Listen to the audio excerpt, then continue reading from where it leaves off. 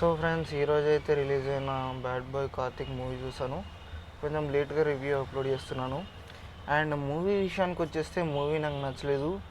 And concept వచ్చేసి regular commercial movie genre కాన్సెప్టే. ఒక విలన్ ఉంటాడు, అతను కొంతమందికి దగ్గర నుంచి వాళ్ళకి కావాల్సినవి లాక్కుంటాడు. అండ్ ఆ తర్వాత హీరో వస్తాడు, వాళ్ళని సేవ్ చేస్తాడు, వీళ్ళని చంపేస్తాడు. ఇది ఒక రొటీన్ కమర్షియల్ యాంగిల్ అనమాట.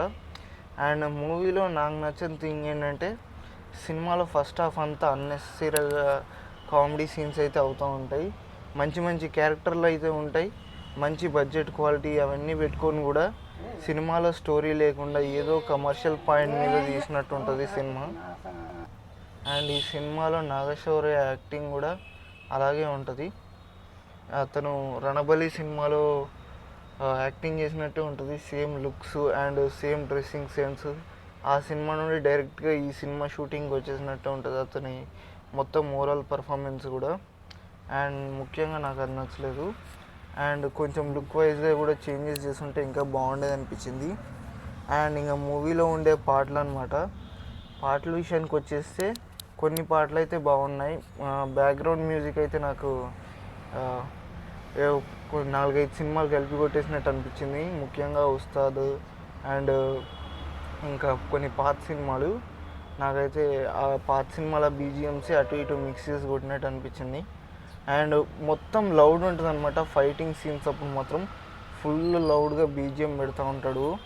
తలనొప్పి వచ్చేసింది నాకైతే ఆ బీజిఎమ్స్కి. అండ్ ఫస్ట్ హాఫ్ అయినా మనం చూడగలం, కానీ సెకండ్ హాఫ్ అయితే ఆ క్రింజ్ కామెడీ సీన్స్. అండ్ వెన్నెల కిషోర్ కూడా ఉంటాడు ఈ మూవీలో. సో అతని కామెడీ బాగుంటుంది అనుకుంటాం, కానీ అది కూడా ఏదో స్పూఫ్ చేసినట్టు చేస్తూ ఉంటాడు యాక్టింగ్ అంతా. సో ఎవరినో ఇమిటేట్ చేస్తూ ఉంటాడు. సముద్రకన్య కానీ ఎక్కువగా ఇమిటేట్ చేస్తూ ఉంటాడు. సో ఓవరాల్గా చెప్పాలంటే కొన్ని పాత సినిమాల స్పూఫ్లు and routine commercial story and routine love స్టోరీతో ఈ సినిమా అయితే ఏదో తీద్దాం ఉన్నట్టు తీసినట్టే ఉంటుంది. అండ్ ఈ సినిమాకి 30 కోట్ల వరకు బడ్జెట్ పెట్టారు. సో అంత బడ్జెట్ పెట్టి సినిమా తీసినప్పుడు కనీసం ఎఫర్ట్ పెట్టి మంచి స్టోరీని పిక్ చేసుకుంటే ఇంకా బాగుండేది అనిపించింది.